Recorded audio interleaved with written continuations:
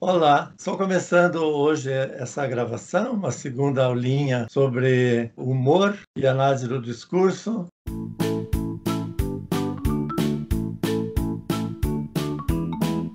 Na aula passada, eu comentei que muitos analistas, estudiosos do humor, dizem que a surpresa é o principal ingrediente do humor, especificamente da piada, né? Eu vou tentar mostrar hoje, analisando algumas, que esse fator parece mesmo ser bastante presente. Como eu também disse na aula passada, vou chamar de aula, paciência, né? Ser professor dá nisso. O meu principal interesse não é nem psicológico, nem sociológico, nem lógico, nem psicanalítico, etc. O meu interesse é de linguista. Então, vou enfatizar, embora trate de alguma questão social, estereótipo, qualquer coisa desse tipo, eu vou pôr em relevo a questão linguística. Hoje, basicamente, trata-se de questões sintáticas. Então, lá vai uma piadinha, né? Que eu vi, na verdade, numa tira, num jornal. Eu não anotei o autor, é uma pena, né? Um cara pergunta para o outro: o que é a idade da pedra polida? E outro responde: é um tempo antigo, quando as pessoas eram educadas. Bom, aqui tem o fator surpresa, me parece evidente, né?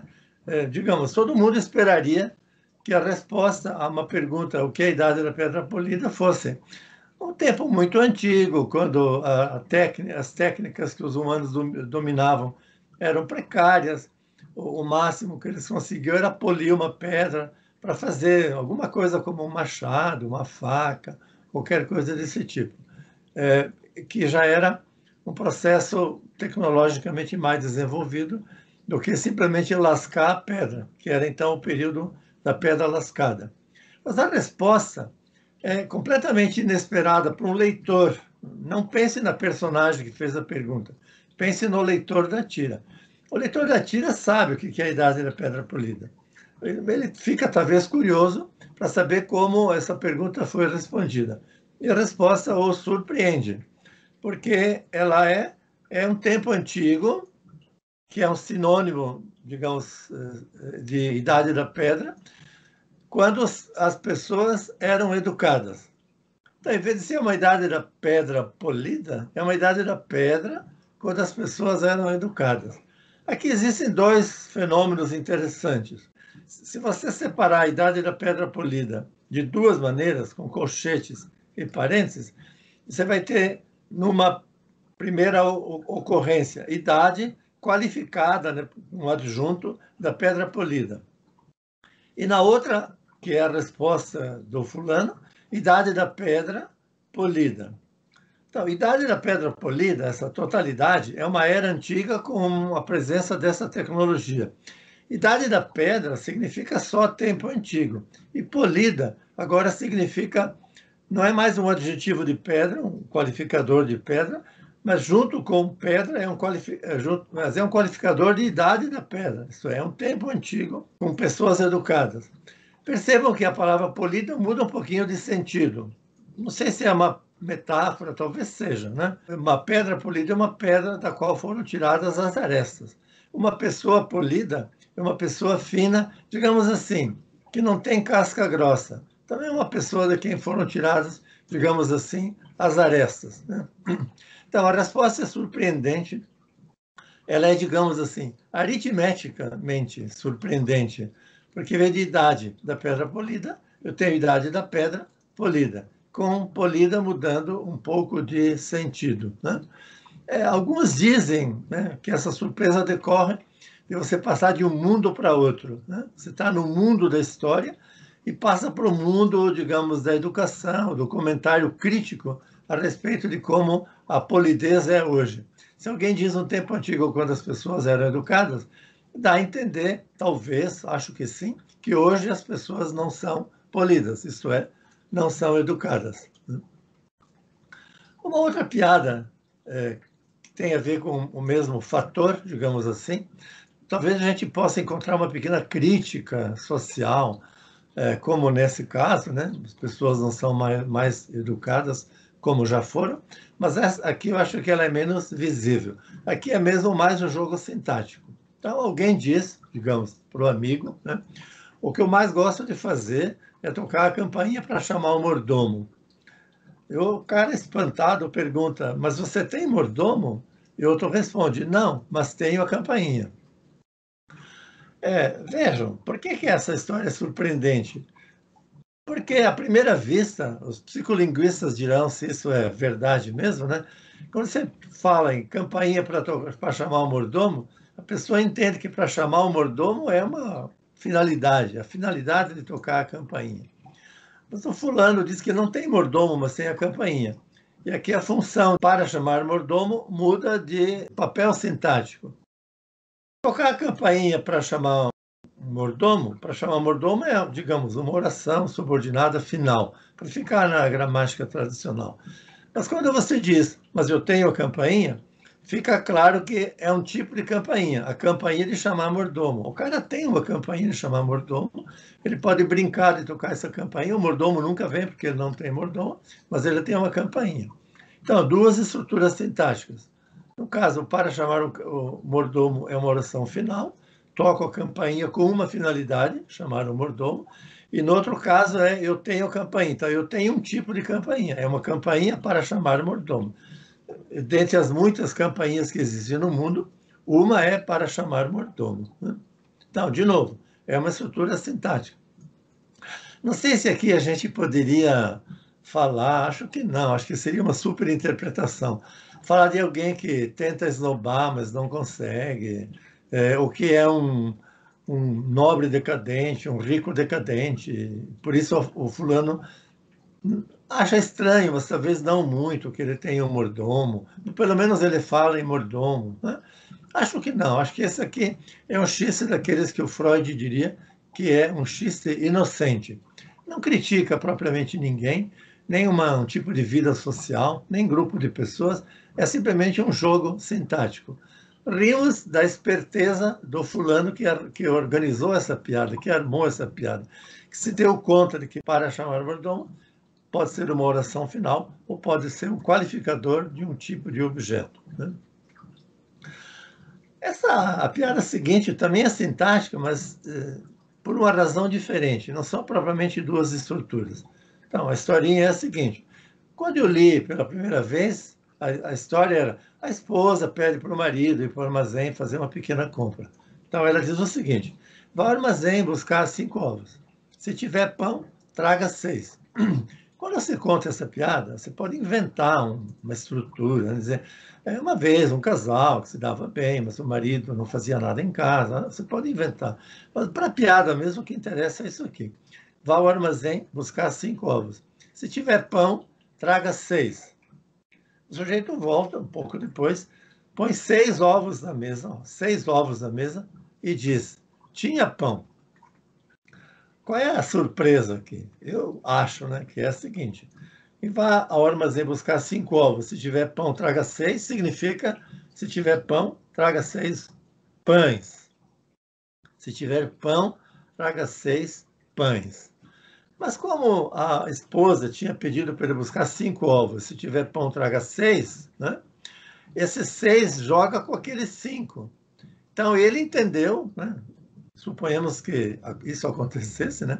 Ele entendeu que se tivesse pão, era para trazer 6 ovos. Você, digamos, numa condição específica, se houver pão, ao invés de 5 ovos, traga 6 ovos. Parece que isso não aconteceria, mas é uma bela piada, é uma bela sacada. E que joga com o fato de que, falando, também escrevendo, podemos apagar elementos, né? Aqui seria um caso de coesão textual, digamos, né? Você diz, fulano tem 2 carros, Beltrano tem 3, fulano tem um filho, Beltrano tem 4, né? Tem um filho, 4. Esse 4 joga com 1, então 4 filhos, né? É, digamos assim, a resposta mais esperada. Aquilo que nós imaginamos que é o processamento mais usual. Dado que essa palavra está faltando, né? Traga 6, 6 o quê? Está faltando, a gente acha que a interpretação é com a palavra que cabe aqui, mais próximo, que é pão. Se tiver pão, traga 6, 6 pães. Mas como falou 5 ovos, o fulano achou que o pedido era para trazer 6 ovos numa circunstância específica. Isso aqui também daria um bom comentário sobre o que é uma oração condicional de verdade, porque ter pão não é condição para trazer ovos, não é como se chove e molha, mas isso é outro pedaço, né? Uma outra história, a qual eu gosto muito, é a seguinte, também tem a ver com sintaxe, mas por razões diferentes, ainda diferentes, né? O senhor, um caipira, digamos assim, né? Não muito acostumado a viajar, estava viajando de trem num dia de chuva, sozinho em um vagão velho. Uma goteira caía exatamente na sua cabeça, né? Gotas, né? O cobrador entrou no vagão e, vendo a situação, perguntou a ele: por que o senhor não troca de lugar? E ele respondeu: mas trocar com quem? Eu espero que vocês achem essa piada ótima. Eu acho, né? Por uma razão sintática. Uma sintaxe, ou uma teoria do léxico que leva em conta protótipos, frames, ou qualquer coisa desse tipo, né? Nesse domínio psicocognitivo. A questão aqui é trocar. O que é que significa o verbo trocar? Ou melhor, em que circunstâncias do mundo a gente pode falar de troca? E esse verbo, essa piada, mostra que se pode trocar, pode ocorrer em 2 quadros específicos. Um quadro que é como o caipira entendeu. Se tem 2 pessoas e 2 bancos. Então, uma pessoa está num banco, outra pessoa está em outro banco. Trocar de lugar é trocar com a outra pessoa. Você vai para o banco da pessoa, a pessoa vem para o seu banco. Mas, do ponto de vista do cobrador, trocar tem uma outra estrutura. Uma pessoa e 2 bancos, ou uma pessoa e N bancos, né? A mesma pessoa pode estar num banco e ir para um outro banco, e ela trocou de lugar. Acho que no dia a dia nos defrontamos frequentemente com situações desse tipo. Digamos, irmãos ou coisa desse tipo podem frequentemente, por exemplo, trocar de tênis, né? Ou alguém que diz, troquei de namorado. Tinha um namorado e passou a ter outro, trocou de namorado. Mas é a mesma menina. Ou é o mesmo rapaz que pode dizer, troquei de namorada. Mas se 2 rapazes trocarem as namoradas entre si, um ficar com a namorada do outro e o outro com a namorada do um, houve uma troca de namoradas no sentido do viajante desse trem, que achava que para ele trocar de lugar era preciso que houvesse um outro passageiro que trocasse de lugar com ele, isso é, que viesse ficar embaixo da goteira, né? São coisas bem interessantes, eu acho, né, que mostram certas características do léxico que não sei se estão propriamente dicionarizadas. Valeria até a pena olhar, né? A outra tem a ver também com sintaxe e também é um fenômeno um pouquinho diferente, né? E também é surpreendente. Eu espero que a do viajante debaixo da goteira tenha provocado, no final, uma sensação de surpresa, isto é, uma resposta inesperada. Essa também é, a meu ver, talvez todas as piadas sejam, talvez nem vale a pena insistir, né? Então, o bebum entra no consultório médico. O médico olha, percebe que ele não está muito bem e diz, eu não atendo bêbado. E o bêbado comenta, então, quando o senhor estiver bom, eu volto.